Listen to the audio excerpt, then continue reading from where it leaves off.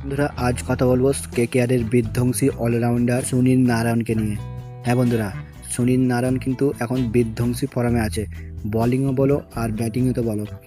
তো আজ এই ভিডিওর মাধ্যমে সুনীল নারায়ণকে নিয়ে কথা বলবো।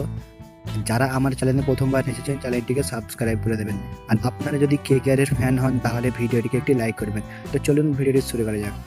বন্ধুরা, যেই সুনীল নারায়ণ বহু বছর ধরে কিন্তু কেকেআরে রয়েছে, সেই সুনীল নারায়ণ কিন্তু বহু বছর ধরে ফ্লপ ছিল।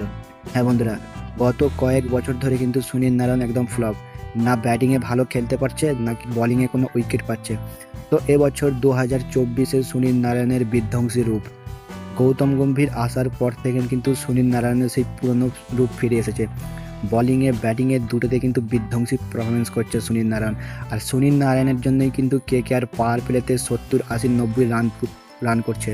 তো যখন পাওয়ার প্লেতে সুনীল নারায়ণ ভালো স্টার্ট দেয় তখন কিন্তু কেকেআরের 200-র ওপরে রান প্রত্যেক ম্যাচে কিন্তু হয়। আর যখন সুনীল নারায়ণ খুব তাড়াতাড়ি আউট হয়ে যায় তখন কিন্তু কেকেআরের চাপ পড়ে যায় 200 রান করার সময়। তো কেকেআর যেই 200-র ওপরে রান করছে, সব থেকে বড় হাত রয়েছে সুনীল নারায়ণের। কারণ সুনীল নারায়ণ পাওয়ার প্লেতে বিধ্বংসী খেলে। একদিকে যতই উইকেট পড়ুক কিন্তু সুনীল নারায়ণের ব্যাট থেকে 1-2 থেকে 4 ছক্কা আসে। যতই একদিকে উইকেট পড়ুক আরেকদিকে কিন্তু সুনীল নারায়ণ 6 ও 4 মেরেই যায়। গৌতম গম্ভীর আসার পরেই কিন্তু সুনীল নারায়ণের বিধ্বংসী রূপ ফিরে এসেছে। সুনীল নারায়ণ আপনারা দেখেছেন গত কয়েক বছর ধরে যখন সুনীল নারায়ণকে 7 নম্বরে ও 8 নম্বরে নামানো হচ্ছিল তখন কিন্তু সুনীল নারায়ণ মাত্র 1টি ও 2টি বলেই কিন্তু আউট হয়ে যেত, ক্যাচ আউট। কিন্তু এখন সুনীল নারায়ণ ওপেনিং করছে আর বিধ্বংসী ওপেনিং করছে। হ্যাঁ বন্ধুরা, বিধ্বংসী ব্যাটিং করছে সুনীল নারায়ণ। যেমন বিধ্বংসী ব্যাটিং করছে তেমন কিন্তু বোলিংও করছে।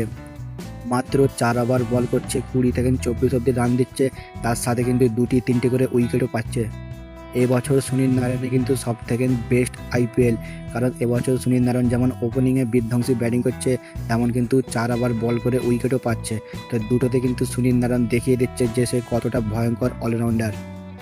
আরেকটি ওয়েস্ট ইন্ডিজ অলরাউন্ডারের কথা বললে রাসেল কিন্তু এখন ব্যাটিংয়ে খুব একটা ভালো যাচ্ছে না। কারণ প্রথম কটা ম্যাচে কিন্তু রাসেল ভালো খেলেছিল, তারপর যত ম্যাচ শেষের দিকে তখন কিন্তু রাসেলের ব্যাট থেকে কোনো 4 ছক্কা আসেনি। কিন্তু সে ব্যাটিংয়ে যাই করুক, বলিংয়ে কিন্তু সে দেখিয়ে দিচ্ছে সে কতটা ভয়ঙ্কর অলরাউন্ডার। হ্যাঁ বন্ধুরা, রাসেল কিন্তু প্রত্যেক ম্যাচে কিন্তু বোলিংয়ে 2টি করে উইকেট পাচ্ছে।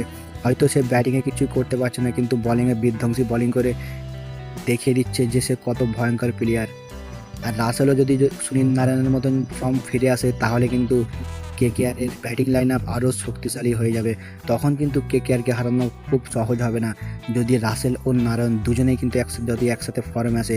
নারায়ণ তো এখন বোলিং ও ব্যাটিংয়ের দুটোতেই ফর্মে আছে, যদি রাসেল ফর্মে আসে তাহলে কিন্তু কেকেআরকে কেউ ধরে রাখতে পারবে না। তো বন্ধুরা, আপনারা কমেন্ট করে জানান এবছর কি কেকেআর চ্যাম্পিয়ন হতে পারবে। এরকমই কেকেআরের নিউজ আপডেট পাওয়ার জন্য চ্যানেলটিকে সাবস্ক্রাইব করে রাখবেন। আর আপনারা যদি কেকেআরের ফ্যান হন তাহলে ভিডিওটিকে একটি লাইক করবেন। আবারও অন্য কোনো ভিডিওতে দেখা হবে। ধন্যবাদ।